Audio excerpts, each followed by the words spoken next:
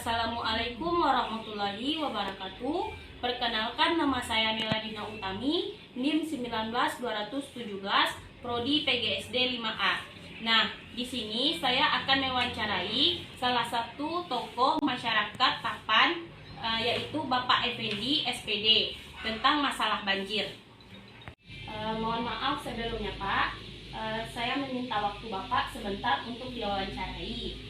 Alangkah baiknya saya perkenalkan diri terlebih dahulu. Nama saya Meladina Utami, saya dari mahasiswa Universitas Askia Padang. Di sini saya ingin mempertanyakan atau mewawancarai Bapak tentang masalah banjir. Beberapa bulan yang lalu telah terjadinya banjir di Nagari Binjai dan Nagari Kampung Tengah Tapan, Kecamatan Ranah Ampek Hulu, Kabupaten Pesisir Selatan. Nah, yang ingin saya tanyakan di sini Pak, apa sih penyebab utama dari banjir tersebut Pak? Terima kasih ya.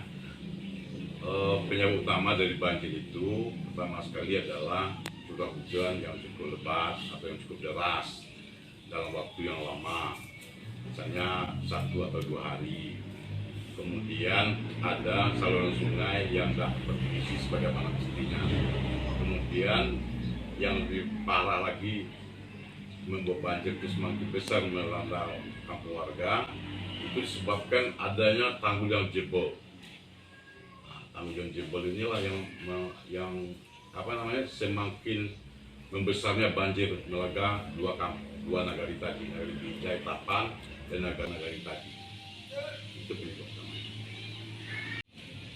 Tadi kan kita mengetahui tentang penyebabnya Pak. Nah, sekarang apa sih Pak dampak banjir ini bagi warga Nagari Binjai dan Nagari Kampung Tengah Tapan? Ya, kalau dampaknya dari warga, otomatis pertama sekali adalah rumah warga sudah direndam air. Kemudian lahan pertanian juga direndam sehingga mengakibatkan gagal panen. Kemudian fasilitas umum seperti kantor camat, kantor wali nagari, sekolah SD, SMP, SMK yang ada di dua negari tadi itu. Nah, kalau sekolah yang direndamnya otomatis mengganggu proses belajar mengajar, sehingga mengakibatkan anak-anak tidak belajar itu. Ini sampai 1-2 hari, bahkan sampai 1 minggu. Nah, jadi fasilitas umum juga rusak. Banjir ini membawa lumpurnya cukup banyak itu, tebal, sehingga untuk membersihkannya itu memakan waktu yang lama. Nah, pertanyaan selanjutnya Pak, solusi apa saja yang dapat kita lakukan sebagai warga untuk penanganan banjir ini Pak? Ya, terima kasih ya. Kalau sebagai warga, tentang penanganan banjir ini, warga tidak bisa berbuat banyak. Sebab persoalannya ini besar sebetulnya. Sebab menggunakan dana yang cukup besar itu. Sebab yang harus diperbaiki pertama sekali tanggul itu kan. Tanggul, kemudian membenahi sungai, normalisasi sungai.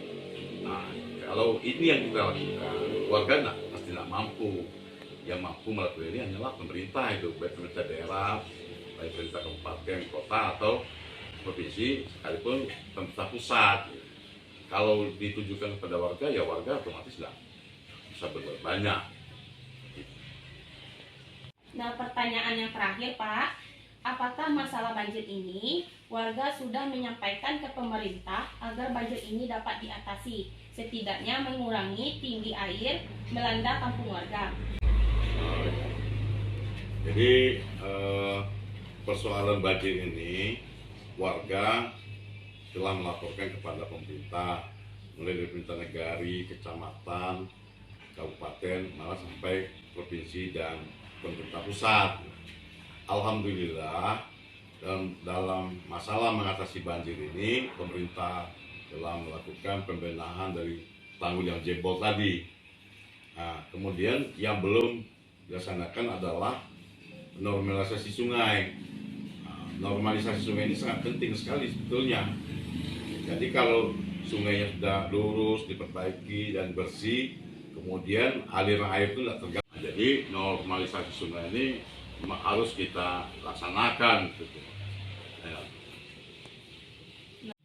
Kalau dari pihak pemerintah, ada nggak Pak pemerintah meninjau banjir atau pasca banjir ini Pak?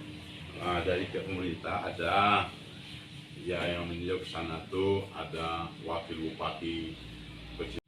Kalau dari pihak pemerintah, ada nggak Pak pemerintah meninjau banjir atau pasca banjir ini Pak?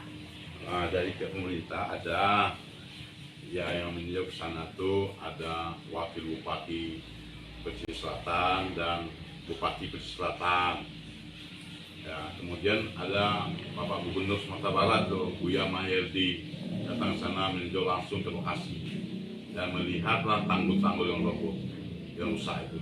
Alhamdulillah sekarang tanggulnya sudah diperbaiki. Alhamdulillah banjirnya sekarang sudah mulai agak berkurang. Artinya kalaupun ada banjir tapi tidak sebesar yang dulu. Ya itulah kira-kira keterangan yang bisa Bapak berikan tentang masalah banjir di Kecamatan Ranah Hulu Tapan.